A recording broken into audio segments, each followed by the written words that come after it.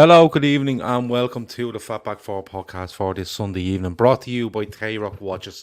Tayrock.com for all your timepieces, as Keith likes to call them. For men, for women, jewellery, gift cards, gifts, all that sort of stuff. Check them out at Tayrock.com and use Daytrippers15 at checkout for 15% off. Before we go on, I want to thank them because they were one of our sponsors that helped out Davo and the lads that ran 300 kilometres in March each for Keane. They were very, very kind, Tayrock, in sending all 7 lads a watch as a well done for their achievement. So I wanted to say that straight off the bat. You'll notice that there's only 3 of us tonight and not 4. The reason for that is that Grizz is unwell. He's in bed recovering. He hasn't got COVID. He officially has a chest infection, by all accounts, but I'm sure it's on the yellow ticker on Sky Sports as you speak. So if you want to switch over and check on Grizz's condition, you can, and then you'll know exactly where we stand. This was going to be a Leeds versus Liverpool preview where we are going to talk about how big this game is, how important it is. Teams are slipping up. We take our opportunity, and we will get to Leeds versus Liverpool in a little bit.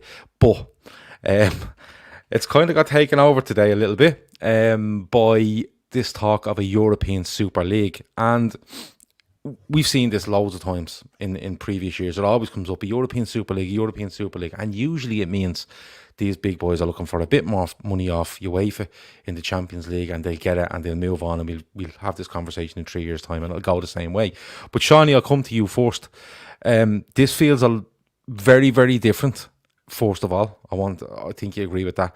And the second bit of that is, where do you stand on this, on the whole concept and the club being right in the middle of this by the looks of it?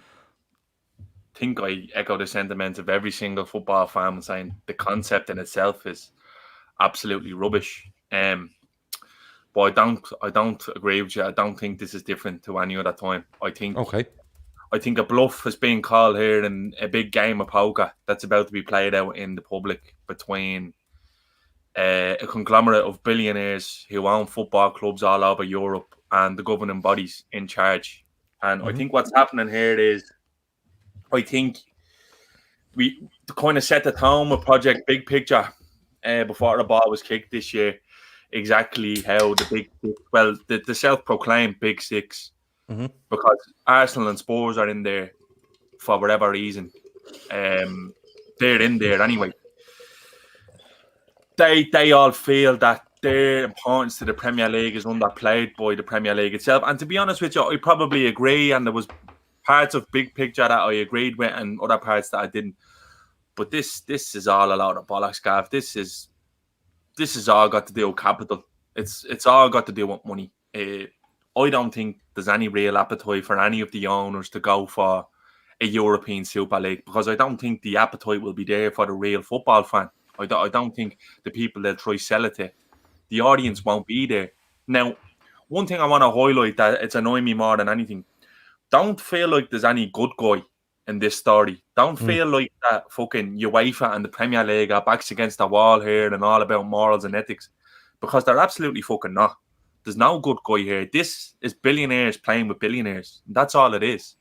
And it's a call to power and a pure power grab by the likes of Henry, Kroenke, the Glazers, Florentino Perez and Barca. But the Spanish clubs, I kind of get it because they need money. But ask yourself the question, Sky have maintained this stance from the off now, ultra offensive with Neville and Keane and the likes. They have a horse in the race. Who's going to watch the Premier League without Liverpool, Manchester United, Arsenal, Tottenham, Man City, Chelsea? Who's going to watch it? Who's going to pay for that avenue, the revenues? What advertisers are going to pay for this? Who's going to tune into the Champions League with no Real Madrid, Barcelona, Juventus, Liverpool, Man City, you name it, all the top teams? Nobody. So the owners here know that they have power, and they just want their dues because it is their dues. Let's not make fucking bones about it. And don't think that the lads over in the Bundesliga are being the best boys. The rules there forbid any company from owning a majority share in the clubs, so they don't get a say. So that's not why they're involved. So it will never come around to it. This is just an opportunistic cash grab by the American. And to be honest with you, I'm disappointed that we're at the forefront of it, because I'm not stupid enough to know that football's not a socialist game anymore, but when you see that they kind of put at risk the integrity of the competitions that we all love so much and have so many memories in being successful of, just for a couple of 100 million, it's a little bit shitty. It's a little bit of crap. And it goes back on what John W. Henry Ford said when he took over this club, that he'll always listen to the fans and it's not about capital to him. Well, I'm afraid it looks completely different now that it is. Yeah, I must say that the club haven't said anything on it, but there's a lot is coming out, and no smoke without fire and stuff like that. Megan McCallion says apparently the 12 clubs involved did not show up to an emergency call today with the European Club Association. Keith, we were talking about this earlier, right? And it was like they're getting 450 million euros each if they go into this. Where's the advantage, Keith? Because I always understood this as this. Let me put it to you straight. I always understood that if you went into a European Super League, it would just knock the UEFA Champions League out of the way, right? It'd be an independent thing where UEFA wouldn't have holdover. You play in your domestic league, you qualify for this European Super League, and that's the way it was going to go. More money, whatever it might be. But it wouldn't affect your domestic side of things, right? But now I'm looking at this, and like the threats made by UEFA tonight in correspondence with Premier League and La Liga or whoever it might be, that we'll ban you from domestic football, we'll ban you from European football, you might be able to play internationals and stuff like that. Where's the advantage for these clubs other than capital, right?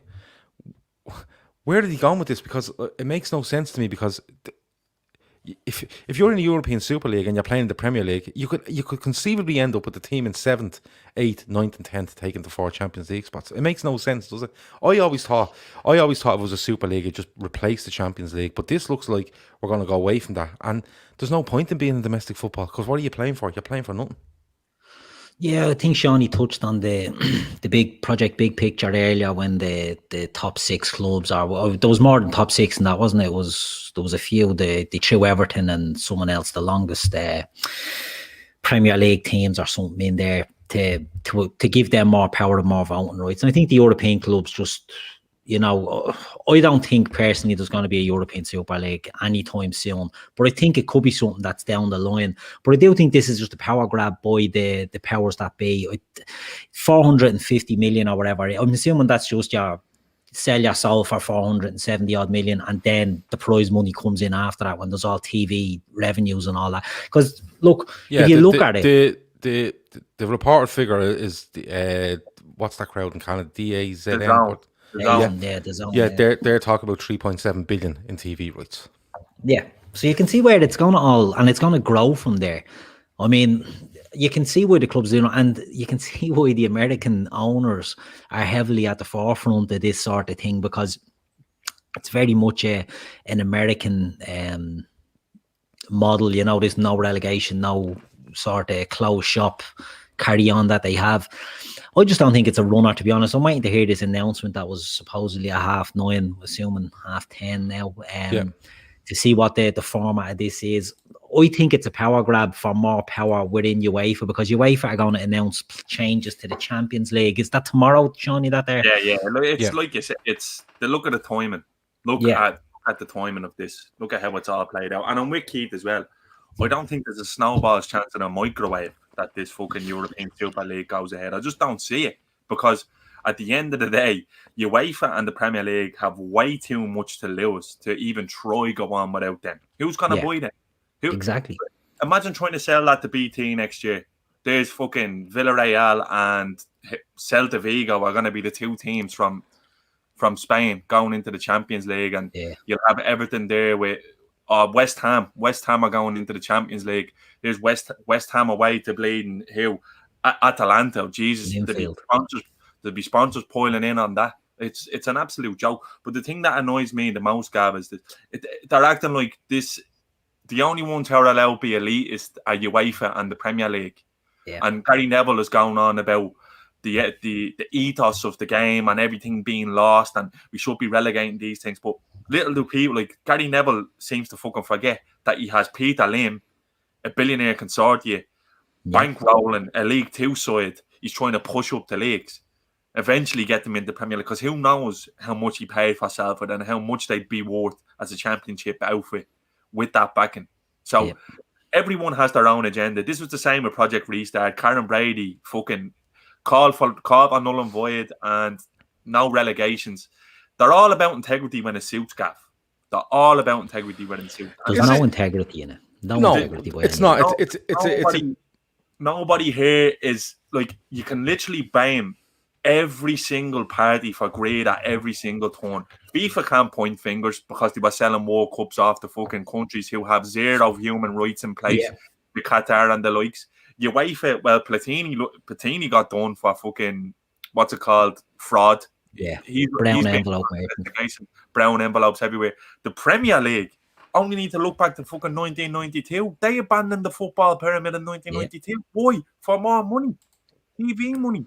So this is a vicious circle coming around. And what happens is, Gav, they let the fucking wolves in. And by saying the wolves, I mean outsiders. I mean people from America who have experience in other sports around the world and know how globalism works. And they went in there and said, hold on a fucking sec. We're the breadwinners here. So we want control. We want the control. We want all the money. We want all the control. And we'll run the shop. Yeah. And what happened was there was a big pushback. And now this is the double bluff. The double bluff is, you know what? We'll pull the fucking plug all together. Good luck setting your Super Sundays and your Champions League midweeks when all the big boys aren't around. And I'm telling you now, the end game of this is going to be is all of the big boys getting a big fat pack and a little bit more responsibility and push in the governing body. And that's all that's going to happen because there's no way it goes any other way. I agree. I agree with you. Go on, Keith. No, go ahead, Gav. I wasn't going to say anything good anyway. Keith, I'll come to you then.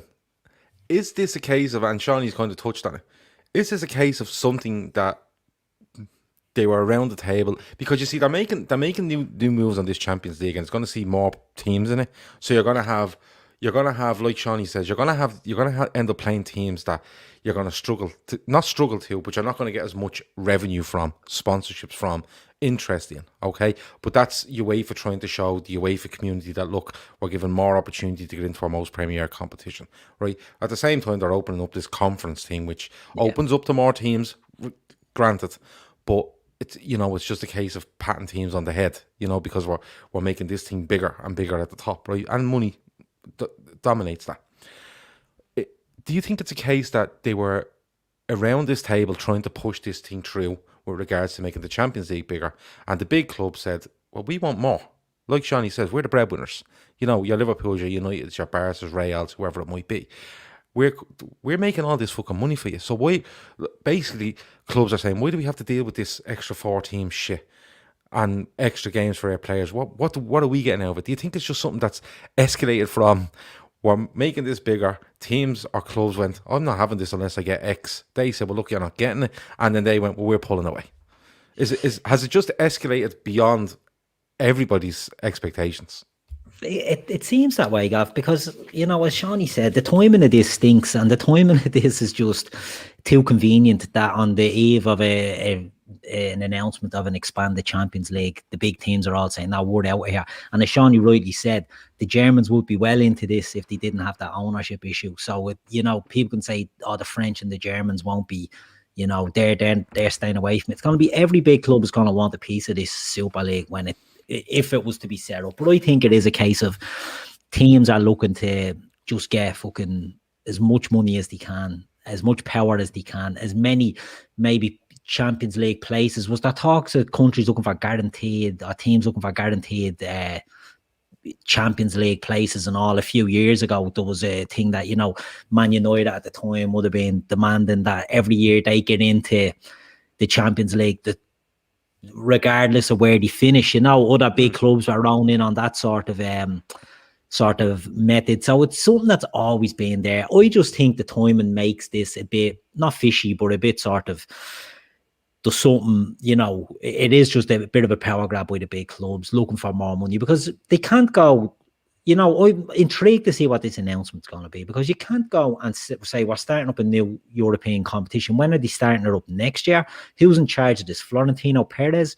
a chairman of a club in it, aided by the other chairman. Like, there has to be some sort of governance and some sort of body involved. But you see, that's where the control comes from, Keith. Because, like Seany said, like if you're giving them 400 million quid each, where's the advantage, right? Because you're playing in the Premier League. Even if they continue in the Premier League, they're not playing for anything in the Premier League.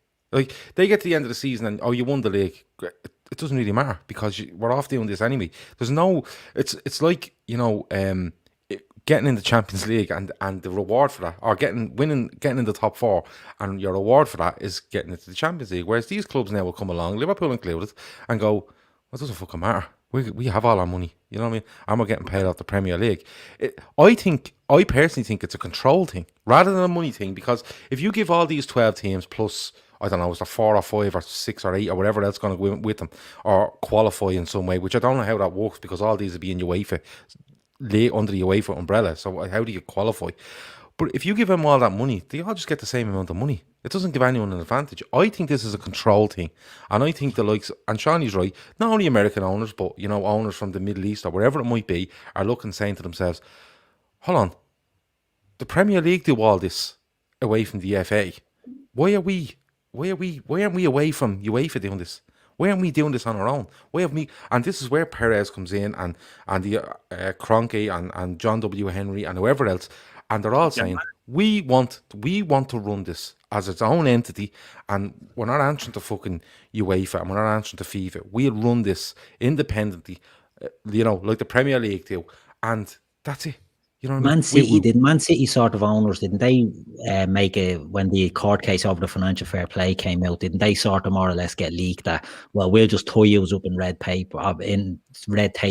We've got as much money, we've more money than you have, and we'll just carry this on. And I think the clubs are getting to that stage. You talk about, the power and the control. The ownership thing is a huge issue, whether you're an American owner or a Middle Eastern owner, because the football and football clubs grew over the last 30 years into a commercial juggernaut. So who can afford to buy clubs? You can't be, they've made a rod for their own back now, where you can't be bleeding locally owned or fan owned. Germany have a unique system there, but that's why they hate RB Leipzig over there, because they try and skirt around that the ruling of the 49-51 rule over there. And they don't like it. But English clubs, like if you have Manchester United going on the stock exchange 20 odd years ago or whatever, and being worth over $1 billion, and now other clubs are worth over $1 billion, you're pricing out. The only ones I can buy, people say FSG. Who's going to come in then? You're looking at Middle East money or richer Americans, billionaires and billionaires, multi-billionaires, or who's going to own your clubs.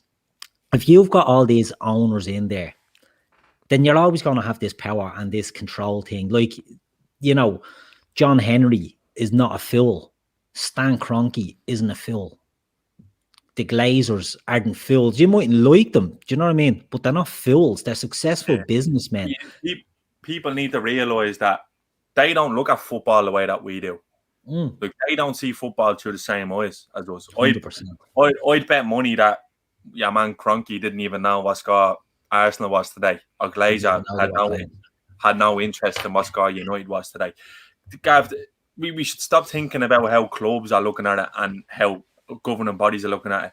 It's about how fans look at it. Yeah. How depressing is the thought of we're competing for some fucking Super League with absolutely no prestige?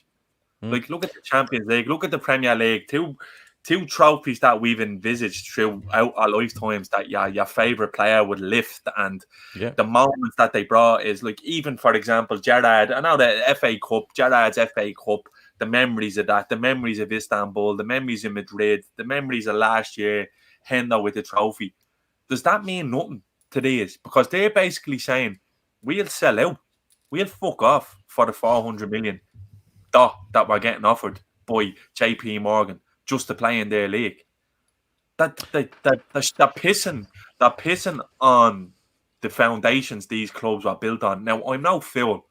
Liverpool is not a socialist club. I'm sorry to say, it's not. It hasn't been for the last 25, 30 years, maybe more so.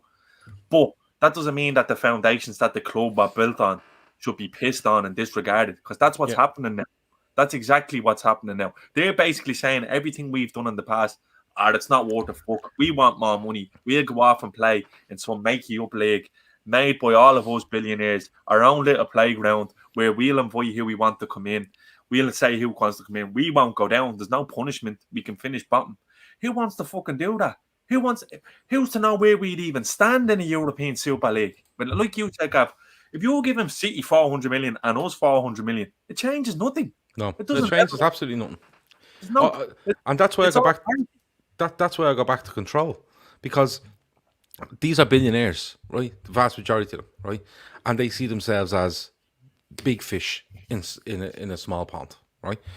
And I think it gets their back up that UEFA tell them what to do. You know, FIFA tell them what to do. Now, that might sound as a mad scenario, but these are billionaires owning these massive assets, biggest clubs in the world. You know, especially when you look at Liverpool and United, right? They're huge, absolutely monsters, along, for me, with Real Madrid and Barcelona as the 4 biggest clubs in the world, right? Both on-field success and commercial success. And what I'm saying is, and I want to get to the fans in a minute, but what I'm looking at is, Seany and Keith, what I'm thinking is, these guys just don't like being told what to do. These guys don't like the fact that they go into the Premier League, right? They have to be fit, you know, proper persons tests and all this sort of stuff. And then they're told, here's your TV rights, here's your this, here's your that. Now, it's a lot of money. But they want to control it. They want to say, well, why can't I go and get my own TV rights? Because you hear this all the time, don't you? You know, clubs setting up their own Netflix-style streaming service because they don't want the Premier League telling them, hand the money down to them. They want to go out and say, we're Liverpool Football Club. We can get 1 million people every game, or 5 million people around the world watching everything. We can make 25 million a game if we charge a £5, right? And that's what I think. I think it's more about control, Seany, because you're dead right. Giving us and City 400 million changes nothing on the landscape of football. This is about control. This is about them wanting to call the shots on everything. And trust me, you get a deal off DAZN or whatever you call them, right? DAZN, right? You get a deal off them. But I can guarantee you in 3, 4, 5 years' time, they'll turn around and go, we don't want that deal. We want to stream our own stuff now. That's only a jumping off point. Do you get me? But go on, Keith. That's a great point on the screen there. The Red Board investment only bought a stake in the FSG because of this. Because your man Jerry Cardinal, that's his baby. That's his vision. That's what he wants is his vision. TV deals, independent television deals for clubs, and that's the end game for him and possibly for FSG. I think that's what Liverpool might see in that if it was to go ahead. Again, I don't think it will go ahead, but that's what they want. They want to see, as you said, their own Netflix style. They have it in America with the NFL Network. They have it in the Championship. They have it in all of the Championship clubs. Like you can subscribe to Swansea TV and watch every game home and away. Yeah, HD on their website because they're not under the Premier League. The EFL allows them to do that. They're not touched down by big mental contracts. Like, how much is Sky going to pay for the Premier League of Liverpool United? How much are they going to pay for it? Honestly? Well, I wanted to get to that in a minute because it's the UEFA stuff is very interesting to me, and I want to get to that in a second.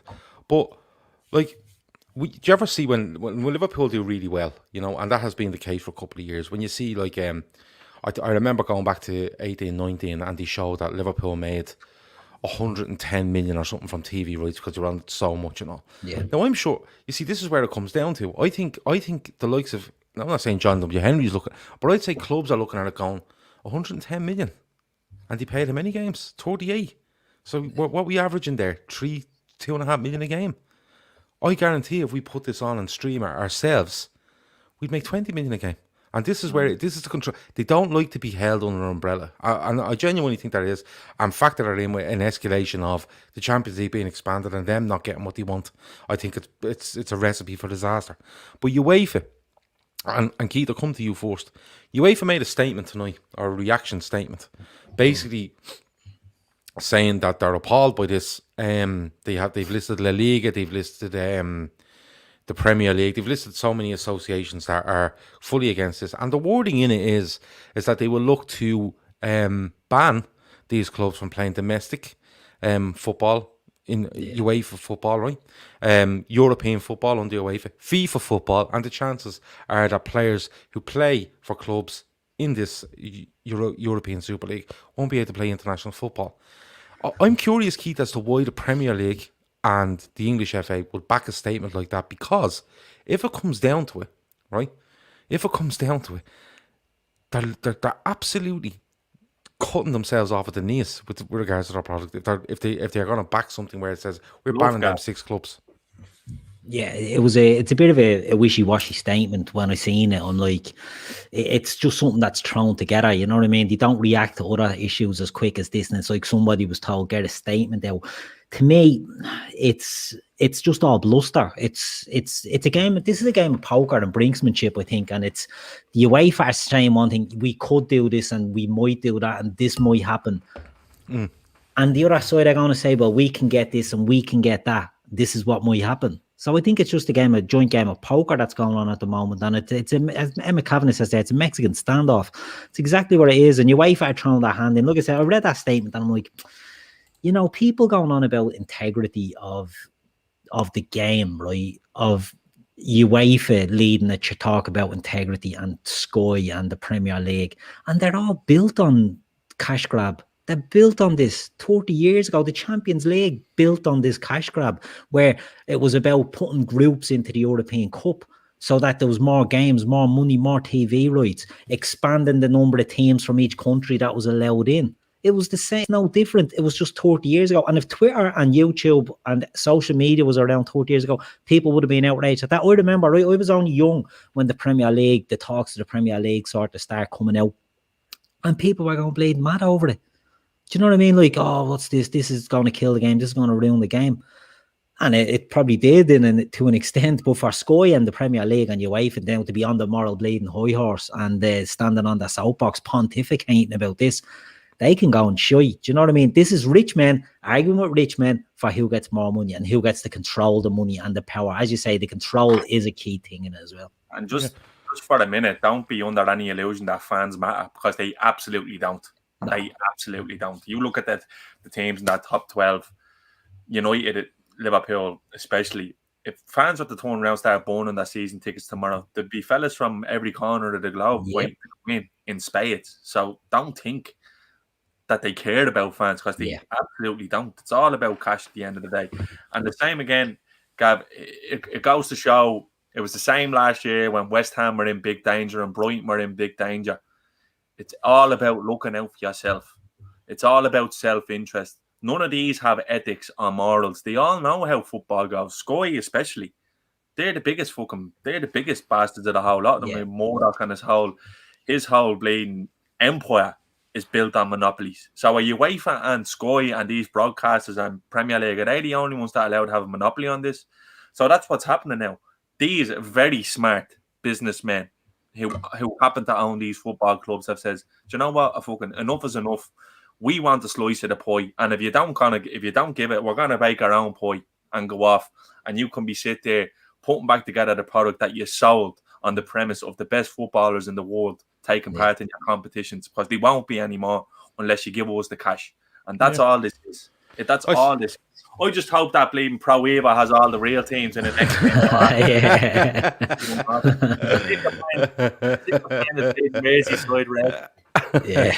But Kieran Thorne says Redboard's second investment after Toulouse was 40% of Wasserman Media. A similar format that I follow, Championship Channel, is what they are after. And of course, that's about streaming and stuff like that. But I genuinely, I keep going back to it. It's about control for me. But I can't get over that statement, because I'm looking at it going, like you were saying, if people burnt their season tickets, people from all over the world, you're probably, if there's 20 teams, you're only looking at fucking, there's 19, you're looking at how many? 19 games, but they're all European games. Yeah. Do you know what I mean? There's 20 teams in that league. 12 teams, 5 will be invited in, and those core 12 can never leave, sort of thing. So, like, but where are they inviting the 5 from? See, that's what this is where, Gav. This is why it's all allowed of bleeding smoke and mirrors. It's all allowed of bollocks.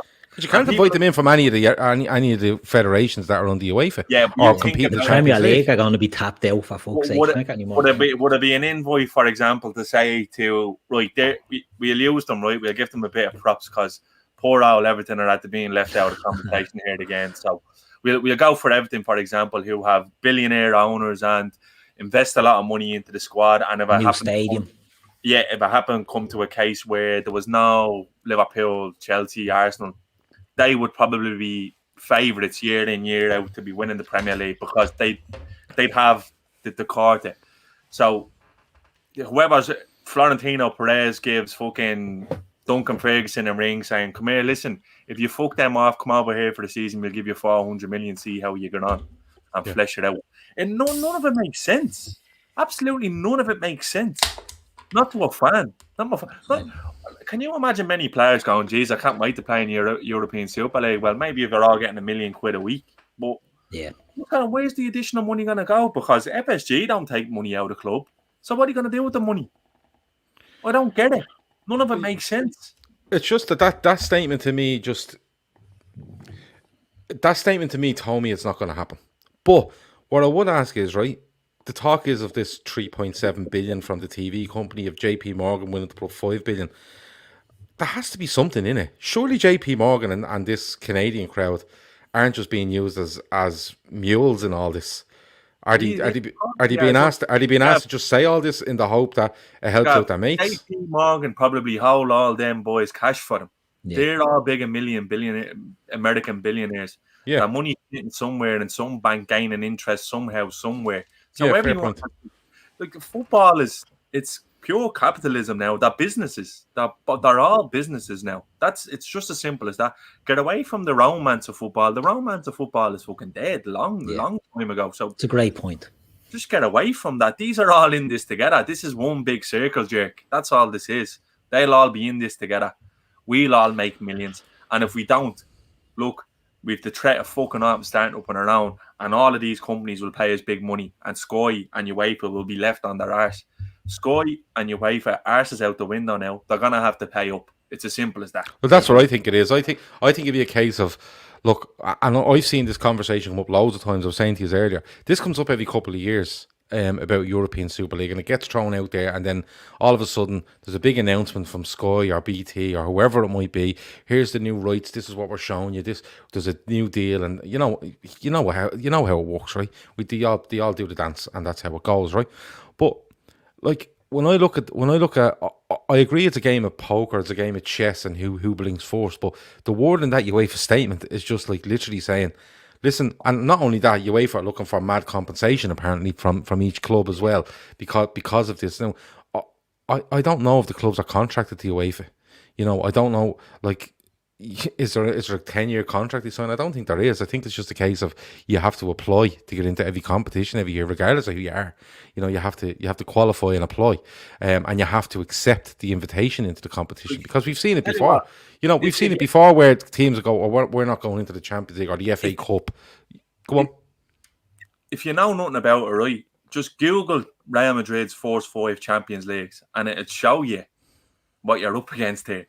This has all happened then. Like, Real Madrid used to set up the European Cup and invite teams into it. Yeah. Look at the first 5 they won. That's all bluff. It's all wind and piss. That's all it is. Look, and this is now the most prestigious competition in world football. So it all starts somewhere. The Premier League completely abandoned the football pyramid in England. But all of a sudden, they're the ones on the high horse. You can't do it to us, but we can do it to you. Yeah. It's all a load of bollocks, man. Well, I've 2 questions to finish before we go on to Leeds against Liverpool, because it's a huge game for us. It might mean nothing. It could mean nothing come the end of the season. If we're not even going to show up, Gav, or fucking or skipping it. We're going off to play Real Madrid again. But I'm playing Real Madrid next Wednesday in the friendly. Pre-season.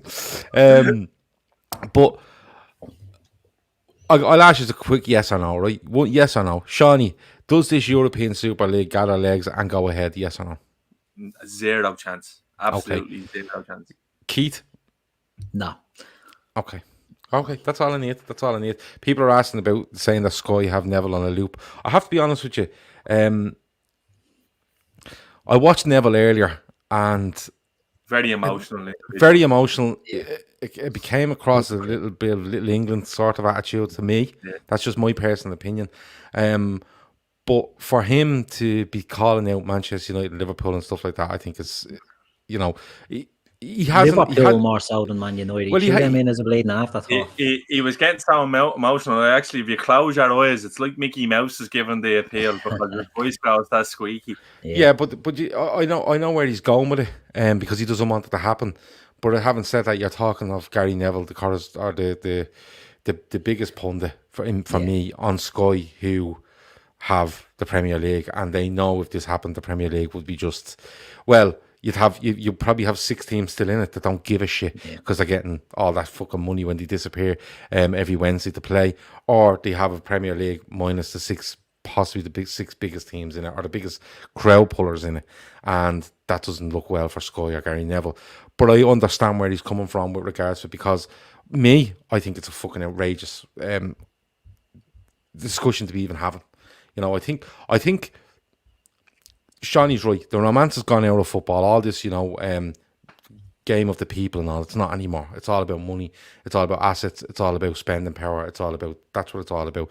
Money, money, money, money, money. It'll never stop, and it'll just keep going. And will it blow up one day? Possibly, but it's not a romantic game anymore. It's not the game of the people for me.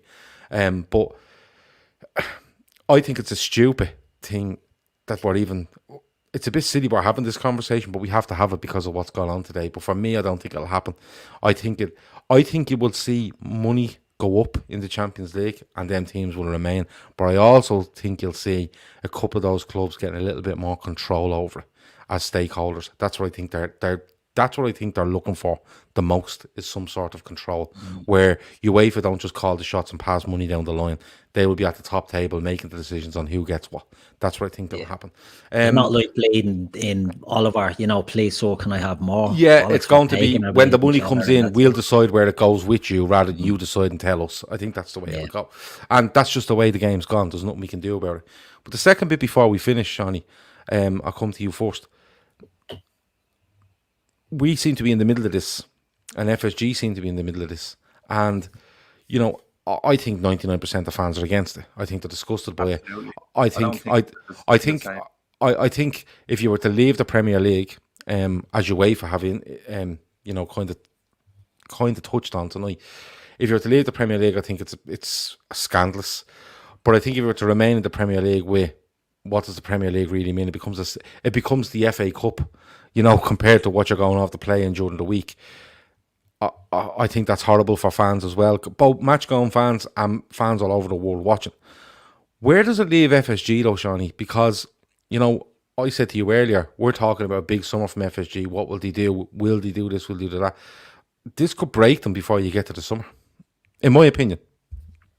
Yeah, I don't think it's a good look for them, for starters. I think FSG have done an awful lot of good at the club. Let's not get it twisted, all right? Let's not be too emotional about what's coming out here tonight. FSG have done an awful lot to put Liverpool back at the top table, so to speak. And the fact that we're even in this conversation when 10 years ago, you wouldn't have been near it. Yeah. We wouldn't have been near it. We would have been like a Spurs now and an Arsenal looking for a back door in. We would have been the cheeky fuckers clinging on to history. But we're actually not. But look at the growth of the club. Look at what it's worth. Look at the club rankings in terms of how much we're worth. Like, we're in the conversation because we are a major player. Like, don't get it twisted. Forget what happened this season. But I just think the mask slipped a little bit for John W. Henry, and it's not a good look. It is disappointing, although there hasn't been any official club confirmation yet that we have gone ahead with this. It seems to be a statement that keeps getting put off and off. It's a bit shit. Like, we kind of hold on to the hope that, like, Liverpool is, like, this means more and all that bollocks. But these are just marketing slogans used to suck us in and make us think that we're still this socialist club that was built by Shankly in the 70s and carried on throughout. Then, like, it's changed. It's changed big time. Now, they're looking for that Jews. They do want that money. No issue with that. No issue with them calling in what they feel that they're owed. But I think there's a way you can go about this. I'm sure this meeting could have happened in a boardroom and it didn't have to be played out in the public. But the fact that it is being played out in public would say that route has already been exhausted. And the timing of this is very, very, tactical with what's coming up tomorrow. The announcement from UEFA. So it's not a good look for them. I don't think personally. I think it will upset a lot of diehard Liverpool fans who've always felt that FSG had the club's core values at heart, when they've kind of been shown to see that they will abandon it if the price is right. Yeah, you know, Jono says, Gav, we aren't in the middle of it. We're right at the front of it. Yeah, Jono, you're spot on, because like if you're one of those 12 teams, those 12 clubs that are supposedly, you know, putting themselves forward to this, you're bang in the middle of it. You're dead right. Somebody says there, it's gone off my screen. But here we go. It's Archibald is there. He says, why are people so upset with FSG? They want more money for LFC and people are mad. I think they want more money. I get that. But if they went ahead with this and UEFA backed up with what they're saying, you would end up with Liverpool playing 38 games a season. That's it. 38 games a season. No FA Cup, no League Cup.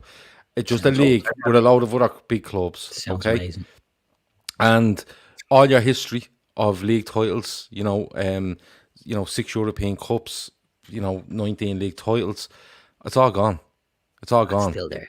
No, it's not. It's not, Keith. It's not from. No, not for me. It's not, because you've moved away from the competitions you're playing in. You're not competing for them. Imagine then, fucking who's going to be winning Champions Leagues then of all the big boys, aren't they? Yeah, it's for me. It's I'm not writing them off as achievements, but you start to look and you say to yourself, well, we're not in them competitions anymore. If they're so great, why do we leave them? Do you know that kind of way? And you will get that argument.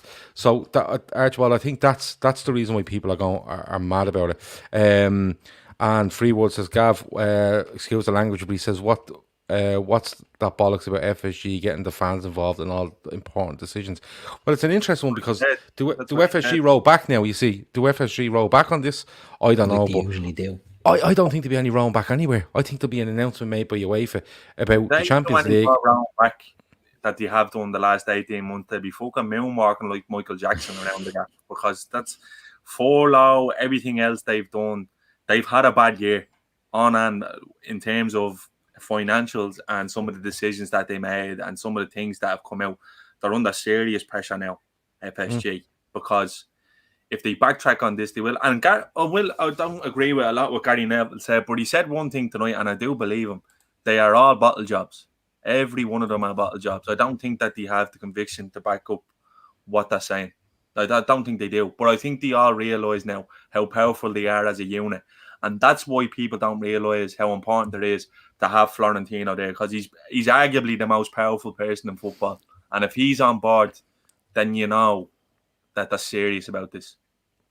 Yeah, this isn't just the English team kicking up a fuss. This is Florentino Perez, the president of the most successful club in the world, is round in behind this. So it does have to have a bit of gravitas. The only thing I'd say about, the history not being there, look, if and again, this is all hypothetical because we don't know where it's going to go, but if Liverpool were to go into this European Super League, 38 games a season, no FA Cup, no League Cup and all that sort of shit, right, it sounds great, haha, I'm not into the domestic cups and, 38 games, you have your squad, you go into war with that, it all sounds good, but it's just not, I can't see it happening, do you know what I mean? But the one thing that I disagree with, a lot of people saying, Liverpool are at the forefront of this, I'm disgusted about it. 20 years ago, Liverpool, we turned our nose up to Manchester United doing fucking deals, commercial deals for, selling ice to Eskimos and fucking snake oil salesman deals here, left, right and centre. They're selling their soul, they're flogging their golly here.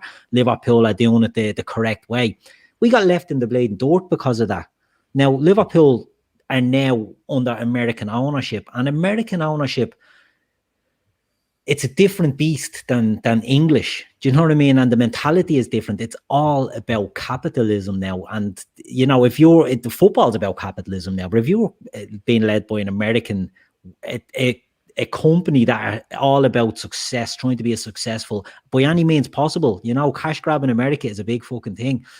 It's always going to go like this. Liverpool being at the forefront of it, And I've been thrown under the bus a bit, in my opinion. Gary Neville threw Liverpool under the bus. Yeah, he did, yeah. And didn't mention blading any of the other teams, and threw in a token thing about Manchester United as well. But you'll never walk alone and all that. Liverpool's the same with the restart of the big picture. Sorry, Project Big Picture. It was Liverpool who are thrown under the bus under that. This isn't about Liverpool. This is other clubs are involved in this as well. And the fact that Liverpool are front and centre shows that they're serious and they don't want to be left behind. Because if you want to take the moral high ground, let's say, for example, right, Spurs decide, and I want me Spurs top tonight in sympathy for them, a bit of support for them getting in there. Let's say Spurs decide that, no, we're not getting on this. This is terrible for the game. We're staying in the Premier League. They'll regret that if it does take off. Do you know what I mean? You don't want to be the team that, oh, we have our principles, we have this and that. The days of principles are gone. It's over with now. It's not, Seany said it, it's not a romantic sport anymore. You don't give a fuck about fans. You wait for on the high horse here, right? Say, for example, the Champions League final will be played at the end of next month, right? In a season with no COVID, right? They're playing in Istanbul. I think it's 60, 70,000 seater. Yeah. 75% of the tickets for that game will be given out to corporate. Yeah. Because that's why I was in Madrid. That's the way I was in Madrid. That's in Madrid, it was. I think it was. What's that stadium holds?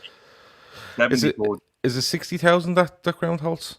No, it's closer to 80, but it was 80,000. But I think it was something like, was it 25,000 tickets each to fans, or 18,000 tickets each? Something along them lines. It was like there was more people there on corporate tickets than there was actually sold to fans. Kieran Torrance had a right go here. He says that's bollocks, gaff. Very United mentality about all achievements lost. So we've only won Premier League because of 18 diminished Division 1 titles. No, Kieran. What I'm saying is Liverpool played in English domestic football. Okay, regardless of what it was called, he played in English domestic football and have won 19 titles. That's like the people going, oh, you've won one league. Well, you haven't, you've won 19, because that's the English domestic football, the top league in England, and we've won it 19 times. What I'm saying to you is that, in my opinion, why do you move away from two of the biggest achievements we have, which is 19 league titles and 6 European Cups, for this, right? And you end up, listen, people who just get bored. They just get bored of this. The big thing for me on this is, don't get me wrong, I've gone to league games at Anfield, I've gone to League Cup games, I've gone to FA Cup games, I've gone to UEFA Cup games, of Champions League games. I've done them all, right? But what I'm saying is, there's something special about each competition. Now, I'm not a big fan of the FA Cup. I never have been for many years, right? Especially when the top 4 team just took it over and it was like, who gives a fuck? The League Cup, I really like, yeah? But what I'm saying is, trust me, Real Madrid, Paris Saint-Germain, Juventus, wherever it is, it'll just get boring. It'll be just like, oh, we're playing fucking Juventus. Exactly, because, we played Bayern Munich 2 seasons ago in the Champions League. It was like, we haven't played Bayern in how long in Europe? Juventus, how long is it since we played there? It all comes around like that. Real Madrid, okay, be the final against them, but, go back to 2008 then. And, so there's different things. And you know what? The way to play those teams builds a story. But now it's like, oh, who have we got this week? Oh, we've Paris Saint-Germain at home. And this just goes on. So, to me, it just... Adam Blade and Burnley away. It doesn't diminish the achievement, right? But it takes...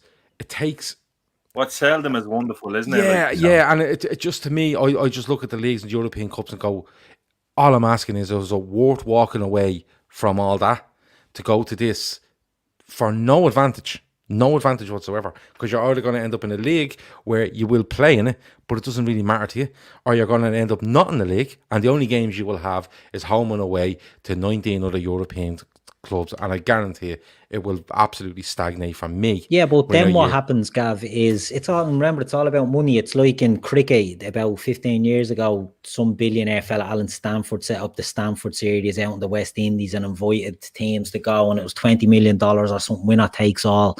He was fucking fiddling money all over the place, this fella, but it was a tournament that was just set up. The club, the governing bodies didn't want to know didn't want to bar to this, but the nations, the English cricket team, the cricketers all wanted to go and say, fuck it, we'll have a slice of that. Football will do the same. You'll have a world league on top of the Super League where you have South American teams, you have North American teams, you have Asian teams, African teams, and that's where it'll go from there. And giving up on your history, I understand people don't want to give up. You don't give up on your history, but Real Madrid would be doing it, Barcelona would be doing it, Juventus would be doing it. Like, it's not just the English, it's not just more than we do, Keith. Like, they what? Right, the whole system is broke. Burnley get more money than Ajax from television deals. Burnley probably get more money than PSG. Last season, Burnley got 126 million TV money. Bayern Munich, I think, got 75. So that's why these are all kicking up, Keith. This is why Real and Barca are involved, because they're up to their bollocks and they need to fund big projects that they have coming up, whether it's stadium or squad rebuilds. That's fine. I completely understand that. They need it. They need it more than we do. But I think the Premier League and UEFA need Liverpool, United, Chelsea, Real Madrid, all of these clubs more than we need them, because we can all go on around and get money from the zone from other people. They won't be able to do that without us. That's why it won't happen. That's why it's not going to happen. So yeah, but we can go on our own, Seany. But at the end of the day, go on your own, right? And what you're doing is you're walking away from your domestic football potentially. Okay, and I'm not saying it'll happen, but what I'm saying is, if you take the theory that it will, you are either walking away from your domestic football. And look, don't get me wrong, oh yeah, great, isn't it? Like August in Madrid, it'd be great for a trip. There's so many football fans in this country that in Ireland and the UK that spend so much money going home and away to watch Liverpool, and their favourite spot is, a pub near the fucking Hawthorns, a pub near Selhurst Park. They always go and get food at this place, down at Norwich or whatever it might be. It will be the end of the romanticism about football, because European trips, yourself, Sean, you went to Madrid, right? And you've been to Premier League games, and we've gone to Liverpool together and had hells of a time, right? But I still would say, like, I know one game we went to away at Liverpool was West Ham on the opening day of the season, and it was the most mental 36 hours I've ever had, right? But I know if I said to you, pick as your favourite, it's Madrid. And the reason it's Madrid is because, like you said, what's selling is wonderful. And that's where I think all the money in the world can't replace. I know you're saying the romanticism gone out of football, but the romanticism is still there with regards to not the game on the pitch, but the actual match-going experience. Do you know what I'm getting at? Yeah, but like, they got like this. This is again like another classic case of being like, you think the ticket prices are going to be the same for these games? Absolutely not. But they don't care, because they know people will be queuing up to going in and anyway, and they'd be still expanding Anfield knowing that it'll still be full. Like, football used to be a release for the everyday man. And like, not so much for us, because we're lucky enough to get over probably 3 or 4 times in a season, yeah. Whereas if you're a season ticket holder, that's your release at the end of the week. It's the walking man's game. He finishes up, goes to the game on a weekend, and that's it. Goes out, has his points and all of that. Then the Champions League games during the midweek, you're getting off work an hour early to beat traffic to go home and get ready for the game or whatever. That's all gone. Like, that's all going to be gone. Like, do you know what? We'll get a bus from, say, for example, we're going down to Brighton. Bournemouth is supposed to be a great away day. Everyone says great things about the South Coast and those away days, down to Southampton on a bus with your mates, down to support it. That's great. Forget about us. Think about clubs in the Championship coming up. Like, for example, Leeds this year. Leeds coming up. Imagine Leeds come up in a year where the big teams fucked off to all of those fans being robbed of these memories. For what? Money. Football is not without fans. Did they not learn this? Have they not learned this in the last 2 years? And I think that's why it just makes no sense to me. Football is dead without fans. And if you they're taking the very game that we love away from us, whether it's through VAR or whatever that means, the game that we know is changing and it's evolving, and not for the better. This is fucking stupid. Like, what if it was for the better? But Keith, how will it be? No, I'm just throwing that out there. Like, let's say, for example, VAR wasn't involved, and you change the rules because it's not a FIFA, it's not a UEFA. But this isn't only about rules, Keith. Like No, I'm just saying. I'm just throwing it out there. I find that this is the process of football will completely change forever. Yeah. This comes in, and by process I mean take television out of it. Take young lads going to games, away games. It won't be able to happen. Like young fellas who bunk off school or whatever to go away, or they're going away with their mates on a train down to fucking Bournemouth away, Watford away. They won't be getting on flights to Roma away, to Napoli away, to Juventus away. That's all being taken away from them. But the game as we know it is being taken away. It's being sold to global markets and taken away from the match day going fan. And they're the ones that really matter. But they don't matter anymore because the main revenue that's been a steady decline. The main revenue stream in football now is TV money. And its importance is now becoming greater in the game. But to me, just to finish on it, I think this has been a power struggle. I think it's gone too far. And I think there will be. It just interests me that JP Morgan and the Zone or whatever they're called are throwing these sort of figures around. And you might be right. They might be just used as a bit of smoke and mirrors because UEFA will announce this thing about the Champions League tomorrow, and come August they'll all be in it. And come the following August they'll all be in it. But I think really fucking in it. well, hopefully we will be, and we get onto that now. But it's one to watch.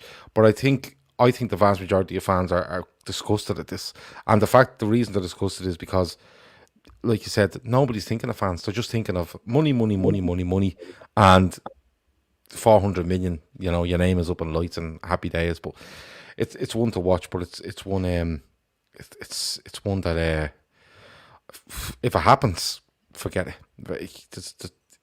You'd have to wonder what's the point. You really would. Now, Kevin Ball is giving out. He says, an hour in and no chat about the game. But Kev, here you go. Ready? Leeds versus Liverpool at Elland Road. So what we've seen, we go back to the Fulham game where we've seen the lineup when he's given this up, and then we were winning. And, you see Everton and Spurs draw. Leicester get beaten by West Ham, and you're like, oh, West Ham get beaten by Newcastle, and you're like, oh, you know what I mean? We're well in this. Seany, we spoke about this last week, and we were trying to make predictions on top four, and of course, some results has happened since, but this is massive now, because we did speak about Leeds, Newcastle United, and we're saying, get 6 out of that, 9 out of that, 7, and Jesus, Seany, if you win this tomorrow night, you're into the top four, all things being equal. And you're looking going, now, we could end up being in a little bit of a driving seat, Seany. Yeah. There was a gap in the wall. Now the door is open now, really, isn't it? So there was a gap in the gate, and it looked like we could squeeze in. But now there's a real opportunity to kind of get into the driving seat. And I think we can do that tomorrow night with a good result. With 3 points, it puts us right in the driving seat. Because you look around at, they all have to play each other, so they can't all take maximum points from their games, no matter how much they'd like to. Because we're the outsiders in that regard, that we don't play any of the rest of them that are in and around us. I don't think between now, maybe United are the only ones. Yeah. They're home and host, so you look at it, and I see they do these simulations where they do it 1,000 times, and they see where it ends up. And surprisingly, all these metrics have us finishing third. So not only are we in with a chance of getting top four, we could actually push Leicester for third. And I watched Leicester today, and they weren't great. They got a win. They're into the FA Cup final, but they do look like they're literally running on empty. And with their fixtures, I don't see where the results are going to come. West Ham have to play Chelsea. That's a 6-pointer. If we can make hay there, we'll be gaining points on both of them, or either or. So it's mental that it looked like Klopp was writing it off against Fulham, but tomorrow night is huge now. It's an absolutely huge game, and all of this coming out may help us, may hinder us, I'm not sure, but it's mental going into the last 6 now that we have a real chance of salvaging the season. Yeah, because like we've 7 league games left, haven't we? Keith, a win tomorrow night puts you 6 games to go and into the Champions League spots on goal difference, I think, above West Ham, I think. And Chelsea obviously still have to play and stuff like that. But how big is it? Because, I still think if Liverpool lose a game, he'll kind of go, oh, fuck this, Chelsea and West Ham are there, and, you know, we're at to giving Spurs another sniff or Everton another sniff. How big is it tomorrow night? Because I think it's huge. And I was looking at Leeds and I was saying to myself, well, they're kind of hanging around mid-table and didn't mean much. But I was talking to Joe Wayman from All Leeds TV and he was like, no, they're really targeting 7th. They're hoping 7 gets to them into your UEFA conference spot come the end of the season. So it's a big game for both clubs, isn't it? And is that a good thing? But we're going out against the Leeds sides that might be, you know, looking to go and win the game, but a bit of nerves about them as well, I think. Yeah, I mean, this is a fixture that I'm going to be honest, I'm not looking forward to. Leeds are sort of the team that look like they could be our kryptonite the way we are at the moment. They're just going to run and run and run. They're going to press us from the very fucking start. But we've given ourselves the chance and we've put ourselves in there. We spoke last week and I said, you know, win against Leeds, win against Newcastle and get into that top 4, and I don't think we come out of the top 4. The results are going for us. We keep saying, and I know, you know, you touched on it there, if we lose a game, it's like, oh, at the end of the world, we have to win this. The other teams are going to drop points as well. Do you know what I mean? We just have to be in, it has to be every game a cup final. We have to look at Leeds tomorrow night as a cup final, go in and beat them, then go into the Newcastle game and beat them. Then you're into the Man U game. Anything can happen there. 0-0 draw, whatever. You then look at the run-in. And other teams in the run-in, like Leicester have an FA Cup final to look forward to, as well as the final 3 fixtures they have. Stinkers. Fucking, what's it? They play Spurs, City and United or something. Or is it? Yeah, on the last 3 games. Like, that's a blade nightmare. So the teams are dropping points there. We just have to sort ourselves out. I done a pod with Joe on his channel after the first game of the season. And I said to him, I says, oh, it's a pity it wasn't the Elland Road game because it's one I'd be dreading. At the time, I thought there'd be fans back. Yeah. And I'm glad there's no fans back because I think we've been sort of robbed of the no fans more than no one has fans, right? So I'm not saying we're sort of disadvantaged in that sense, but we do thrive off the emotion of the fans. It's well known. You don't have to look at football with fans, without fans to see. But I think Leeds are a team that could have been even better with fans in there at Elland Road. I think, you know, they're away for so long. That's the thing I'm taking. There's no fans at this tomorrow night. Get in there, beat them if we can. We should be able to beat them if we play our own game. It's hard to predict with Liverpool because we looked good and then we sort of looked shy against Madrid. Leeds are in Madrid, but, you know, you want Liverpool to go in with the right mentality and put Leeds under pressure and not let Leeds dictate how the game's going to go. So I'm worried that they will. Yeah. Seany, you know, it's like a couple of lads on these podcasts have said over the last week when it's come up about the league and, you know, we're out of the Champions League now, unfortunately, and it's just down to the league now, and it puts the emphasis more on the fact that it is just 7 cup finals now and you put everything on the table. Does that suit us that we're not? Because I thought we were switching between priorities majorly over the last month and trying to juggle everything that was going on with regards to players in and players out. Does this make it a lot clearer for Liverpool as to, look, 7 games, we're going to go absolutely at every one of them because we don't have to worry about Madrid on a Wednesday or whatever it might be? Does that suit us? I think the players will have seen the benefit of putting 2 or 3 wins together and how quick it can change everything. So there's still 7 games left for most teams. Some have 8. There's a lot of football to be played, so the pendulum can swing either way. There could be another 6-point swing either way because we just don't know what Liverpool we're going to get. Although we have won, I think we've won 3 league games on the bounce, haven't we? Yeah. So going into there, I'd be the opposite of Keith. I think maybe the Leeds are the types of team we'd want to play against, like the Leipzig toys away. They had a go and they were open. We just need to take our chances. And that's like saying if your auntie had balls, she'd be bleeding your uncle. Yeah, exactly. So we need to take our chances. We need to be clinical, something that we haven't been. But it'll be blood and guts tomorrow night because they will be up for it. They don't seem to spare any games, Leeds. And like Joe said, they have got something to play for. So that's still open for them. They might even get a Champions League spot. The way it's going. The way this is going. So now we can definitely get something tomorrow night, and that would give us, I think, a foot up in the race for top 4 because you'd have West Ham, Leicester, and Chelsea looking going, fuck's sake, Liverpool have just hit a run at the exact same time when we have fixtures building up where we need to put a run together. If we don't take advantage, they're going to be gaining on us. And tomorrow night is a chance to go again, because Leicester, Chelsea didn't play this weekend and West Ham dropped points. So this is the weekend where you put 3 on them and you keep going and you keep pressure on, because that's all we can do now, because we've left it out of our hands with some poor results at home, but we can take back control tomorrow night. Like there's people in there, like Curtis says, West Ham v Chelsea next week. You know, I know. Seany, you said they've all to play each other. Well, staying with you, Seany, who do we target here? Because I think Chelsea are a shoe in. Target third. You target Leicester. Yeah, that's what you do. And to be honest with you, I don't think you fucking target anyone. You do what we were doing when we were going for the league last year, and everyone was sick. They were sick to the back teeth of the interviews from Henderson and Klopp. But I think that's the mentality we need to have, is that one game at a time. Because I said it when you were asking us to make predictions. Everyone's predictions will change by the week based on how this league is playing out. So what happens next week? Who do we play next week? Newcastle at home. So we've Newcastle at home, all right? So we win tomorrow night. We're a point behind Leicester. They have a game in hand. But we probably play before they do next weekend. No, they play Thursday. They play Thursday. So if they went to get a result and we got a result, we get a result against Newcastle, you're looking at going into third then. So so you have Leeds against Liverpool tomorrow. You have Chelsea against Brighton on Tuesday.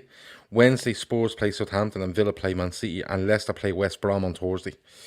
Arsenal play Everton on Friday, and then we're back to Saturday. We play at 12:30 against Newcastle. West Ham play Chelsea, and I'm looking there for Leicester's next game, which is home to Palace.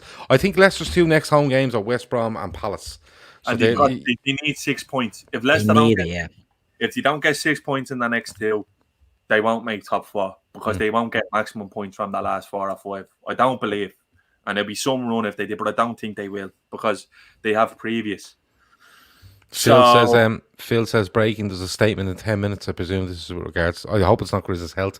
I hope it is with regards to the UEFA Super League. Kieran Thorne backs it up. He says announcement at 11:15. So we'll get off here in the next 5 minutes, and we can all watch the announcement in the comfort of our own homes. So go on. Look, it's a game by game situation now, Gav. All you can do is win your next one. So. Oh, here we go. Can't get away from this now, can we? No. Announcement 10 minutes, Bayern and Leipzig going in now as well, apparently. Yeah. Tell your grandkids, where were you when you saw the announcement? Yeah, watching Seany Lawson. Watching Seany Lawson, it was fucking gorgeous. But it's just a case, Seany, for you of just targeting. United are home and host. City, of course, home and host. So you just look at Leicester and you say to yourself, just because do you feel if you finish above Leicester, you make top 4? It's not going to be a case of finish above Leicester, but West Ham and Chelsea pip you. Yeah, I think so. Yeah. Like all we can do now, like if we win tomorrow, I think it'll be a case of all but having to match Leicester, Chelsea, and West Ham for the rest of the games, and with their results, we should be getting ahead of them. Leicester next 4 games are winnable. I don't think so. Who's in it? The next They've got West Brom away, Palace away, Southampton at home. Oh, West Brom at home, sorry. Palace away, Southampton at home. Or Palace at home, yeah. Southampton away. And where are you reading? Are you reading Wikipedia? I'm upside down. I'm looking at it upside down. Why? Just turn your phone around, look at it properly. Yeah, I've only realised that. So, John, you probably agree that you need 10 from 12 there. They need 10 from 12 there, because they're not taking maximum points from the last couple of games. The last 3 are away to United, home, away to Chelsea, and home to Spurs. I mean, but I think you look at they're away to West Brom, away to Palace. Sorry, home to both of those.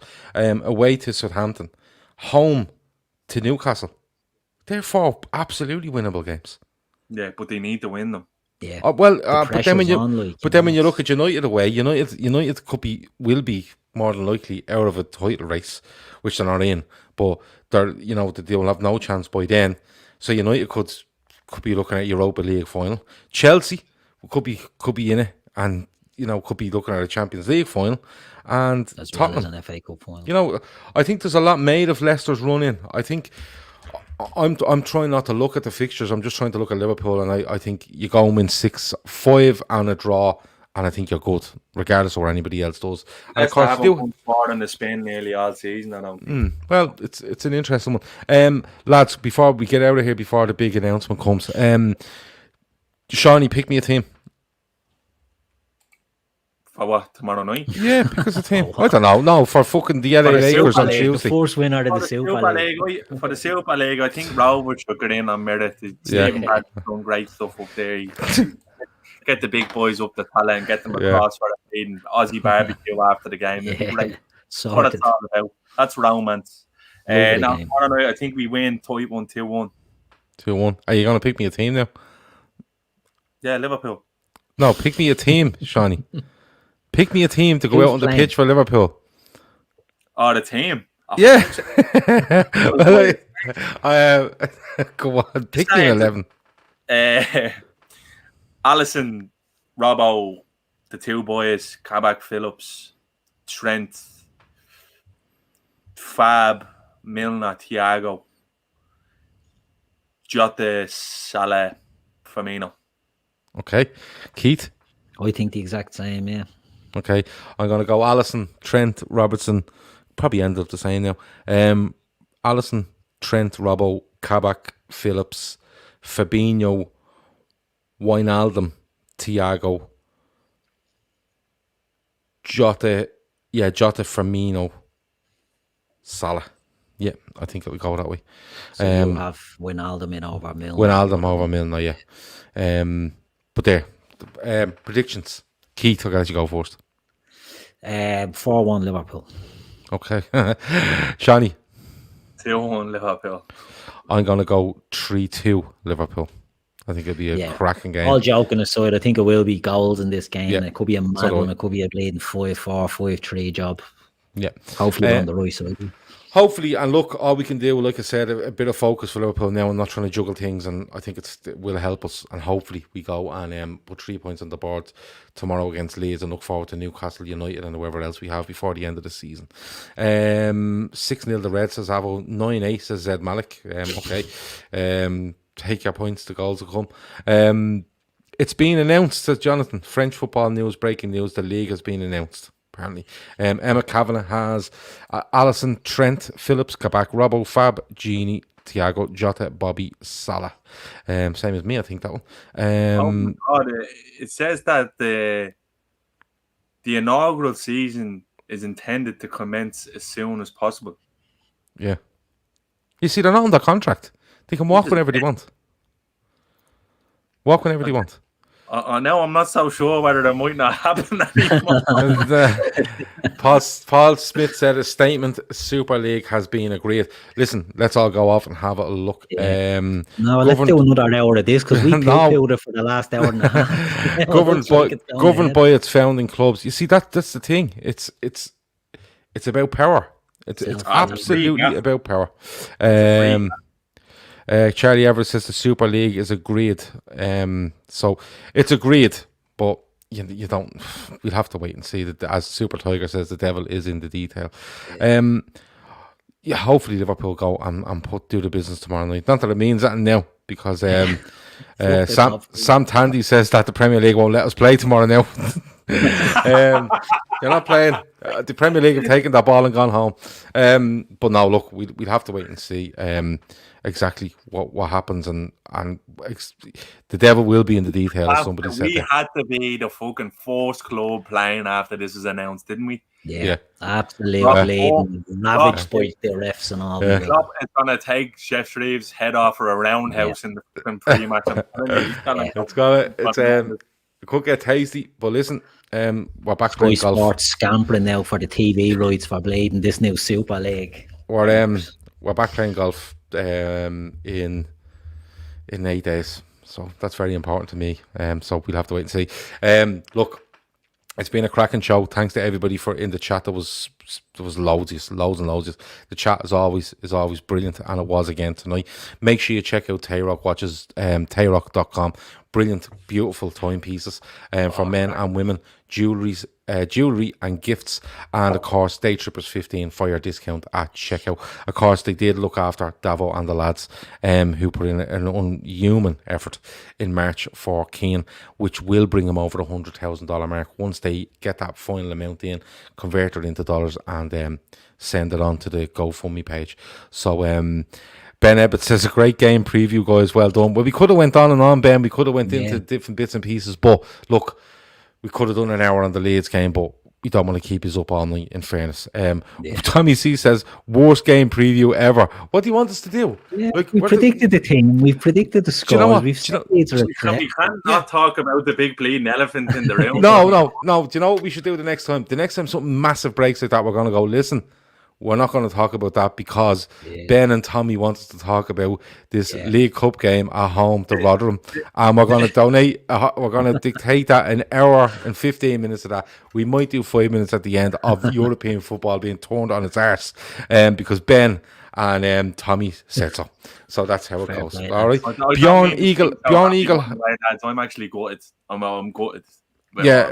I'm not gonna it. I am. We'll see. Watch this. We're having the crack and all, but it's very worrying. Bjorn Eagle Haig, dark day, to be honest. Bjorn Eagle Haig, who I think is a Manchester United fan, said he loved the preview. Thanks, Bjorn.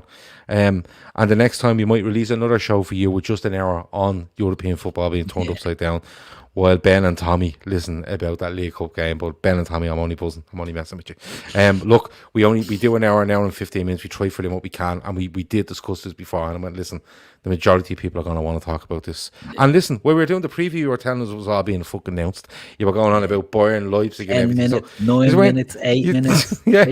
It was like a countdown to New Year. It was. I was just waiting for the points to come in from the Russian judges. But look, that is the Fatback 4 for tonight. Grizz will be back next week, I promise. He just wasn't well tonight, genuinely wasn't well, and gutted to miss the discussion as well. The forum will be back tomorrow night, of course, with a match reaction to Leeds, and then the rest of the week will follow on. We might have more on this Super League stuff come probably Tuesday night, and midweek fixes Wednesday, so there could be more night there again. So we'll see how we get on. Ben Ebbett says he loves it. Ben, there's no coming back from that, buddy. I'm being honest with you. Shawnee was hovering over the block button there, weren't you, Shawnee? I know he's entitled to his opinion, even if it's wrong. Okay, because Shawnee is the minister of blockage, so you never know. You might get unlucky at some stage, Ben. I'm only messing. That has been it. That has been the Fatback 4. Thanks for watching. Thanks. Make sure you subscribe. Make sure you like as well. Hit a like on your way out if you can. And we talk to you again soon. Over and out.